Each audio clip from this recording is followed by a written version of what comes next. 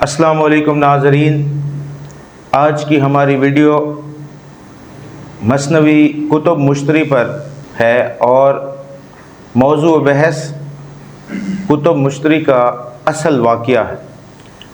کتب مشتری مثنوی جو ہے یہ اسد اللہ ملا وجہی نے لکھی تھی اور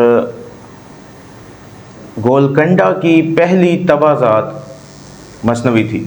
اس مثنوی کے بارے میں مشہور ہے کہ یہ مثنوی دراصل قلی قطب شاہ اور ان کی محبوبہ بھاگمتی کے عشق کی داستان ہے، اور کچھ روایات کے مطابق قلی قطب شاہ نے ہی ملا وجہی کو یہ کہا تھا کہ اس پر ایک مثنوی لکھی جائے، یعنی اس میں ان کی مرضی شامل تھی۔ سب سے ضروری اور سب سے اہم بات یہ ہے کہ یہ ایسی مثنوی ہے کہ گولکنڈہ میں اس کو پہلی طبعزات مثنوی ہونے کا اعزاز حاصل ہے۔ کتب مشتری کا اصل واقعہ کچھ اس طریقے سے ہے کہ قلی قطب شاہ جب شہزادے تھے اور بادشاہ تھے ابراہیم قطب شاہ، تو اس وقت وہ شہزادگی کے دور میں گولکنڈہ سے قریباً 6 میل دور ایک بستی چچلم میں اکثر جایا کرتے تھے اور وہاں پر شکار کرتے تھے۔ ایک دفعہ وہاں پر ان کی نظر ایک حسینہ پر پڑی جن کا نام بھاگمتی تھا۔ قلی قطب شاہ اس پر فریفتہ ہو گئے اور ان دونوں کے عشق کی داستان چل پڑی۔ روایات کے مطابق کچھ اس طرح سے بھی ہے کہ قلی قطب شاہ شہزادگی کے دنوں میں اکثر بھاگمتی سے ملنے اس علاقے میں جاتے تھے، اور راستے میں ایک ندی پڑتی تھی جس کا نام موسیٰ ندی تھا۔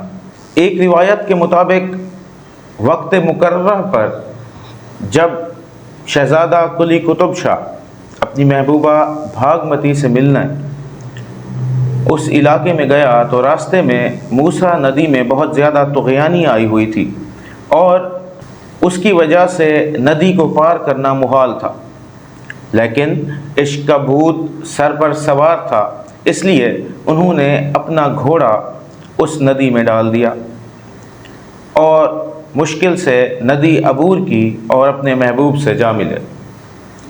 جب بادشاہ ابراہیم قطب شاہ کو اس بات کا علم ہوا تو وہ اس بات پر بہت پریشان ہوئے، اور سوچ بچار کے بعد انہوں نے اس ندی کے اوپر ایک پل بنوا دیا، اور اس علاقے میں یہ پرانا پل اب بھی موجود ہے، اور یہ وہ علاقہ ہے جہاں اس وقت پرانے پل کی باقیات بھی موجود ہیں، اور مکی مسجد بھی وہاں پر موجود ہے، اور 4 مینار بھی اس علاقے میں موجود ہے۔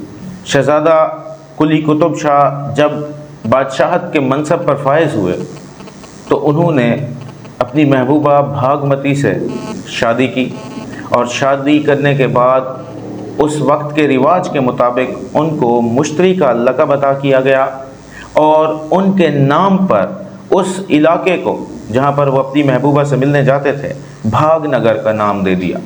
اصل بات یہ ہے کہ جو مثنوی ہے اس مثنوی میں کچھ رد و بدل کیا گیا ہے، کچھ وقت کا تقاضا بھی ہوتا ہے اور کچھ ادب کا تقاضا بھی ہوتا ہے، تو بہرحال مثنوی میں جو واقعات بیان کیے گئے ہیں اس میں کچھ داستانوی رنگ دے دیا گیا ہے۔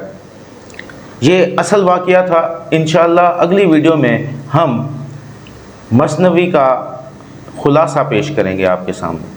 یہ تھی ہماری آج کی ویڈیو۔ کل انشاءاللہ نئی ویڈیو کے ساتھ حاضر ہوں گے جس میں ہم اس کا خلاصہ پیش کریں گے۔ السلام علیکم۔